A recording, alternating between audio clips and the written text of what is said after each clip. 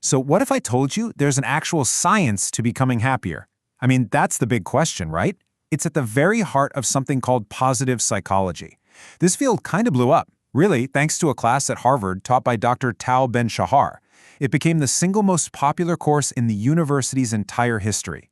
So today, let's dive in and see what the science actually says about how we can all find a bit more happiness in our lives.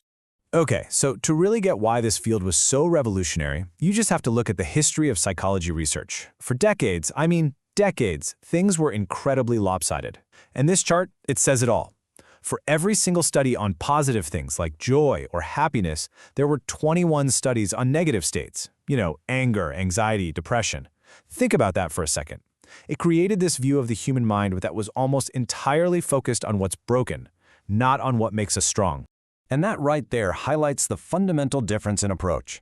See, traditional psychology's main goal, and its super important work, was to take someone who's suffering, let's say they're at a -5, and get them back to a neutral 0. To a point where they're not sick anymore. But positive psychology comes along and asks this brilliant question, okay, but what happens after 0? How do we go from just not sad to actually flourishing? How do we get from that 0 to a positive 5? Dr. Ben-Shahar has this fantastic analogy for this. He says, look, getting rid of indigestion doesn't mean you're suddenly enjoying a gourmet meal. Right? Just because you fixed a problem, it doesn't automatically mean you're experiencing something wonderful. Removing the negative is not the same thing as creating the positive. They're two totally separate and equally important jobs. And that's really the whole mission, A positive psychology wants to be a bridge between the ivory tower, academia, with all its rigorous data-driven research, and Main Street, which is, us.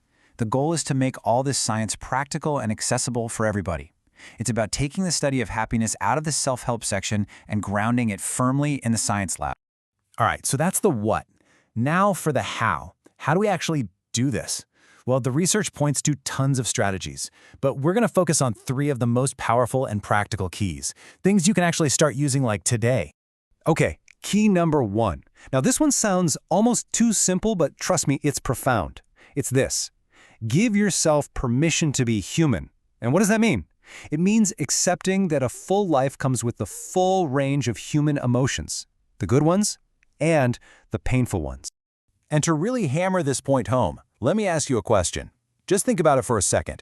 Who are the only 2 kinds of people who never experience negative emotions like sadness or anxiety or anger? The answer? Psychopaths. And dead people. Seriously. So if you feel those painful emotions from time to time, congratulations. That's a great sign. It means you're a healthy, living, breathing human being. The goal is never to eliminate these feelings. It's to accept them as a totally natural part of life. I mean, think about it like this. For the next 10 seconds, whatever you do, do not think of a pink elephant. So what just happened? I'm willing to bet a big pink elephant just popped right into your head. This is a classic example of what psychologists call ironic processing, and it's the exact same thing with our emotions. The moment you tell yourself, don't be anxious, or stop feeling sad, you're actually just shining a giant spotlight on that feeling, making it stronger. The famous serenity prayer really just nails the essence of this first key. God, grant me the serenity to accept the things I cannot change, courage to change the things I can, and wisdom to know the difference. It's all about active acceptance. We accept the emotion. That's the part we can't change in the moment. But we can still have the courage to choose how we respond to it. That's the part we can change. All right, let's move on to key number 2, and you'll see how this builds on that idea of acceptance. This one is all about harnessing the mind-body connection. Specifically, we're talking about the incredible power of physical exercise. Check this out. There was a landmark study at Duke University on patients with major depression. They split them into 3 groups, and after 4 months, the results were, well, they were remarkable. All 3 groups improved at almost the exact same rate.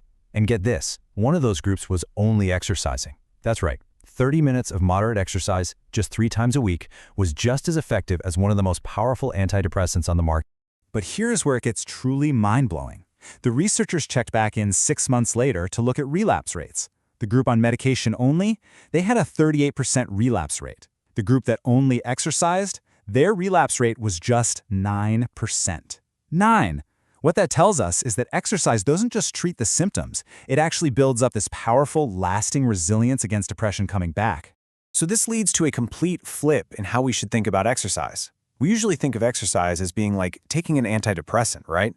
Well, this research suggests we should see it the other way around. Our bodies and brains evolved to be active, so being sedentary, not moving, is actually the unnatural state. Which means not exercising isn't neutral. It's kind of like taking a depressant. Exercise just brings us back to where we're supposed to be. Okay, our third and final key is all about fighting back against something our brains are just naturally wired to deal. See, we humans are amazing adaptation machines.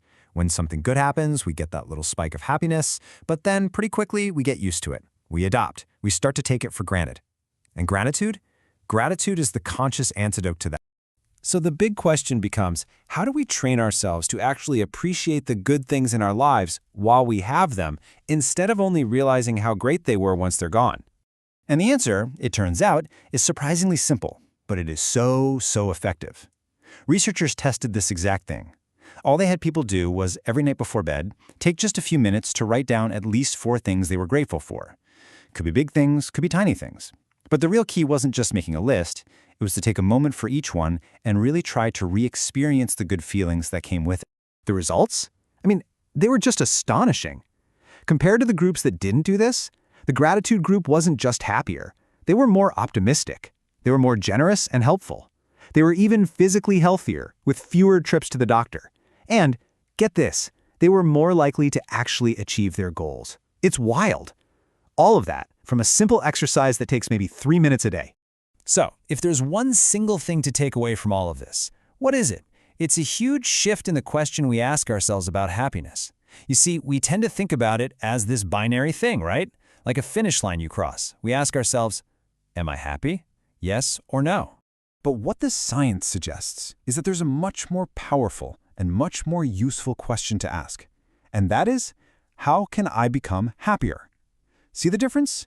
It frames happiness not as some destination you arrive at, but as a lifelong journey, a continuous process of growing and improving, where there are always small things we can do to boost our overall well-being. You know, there's this incredible story about Helen Keller.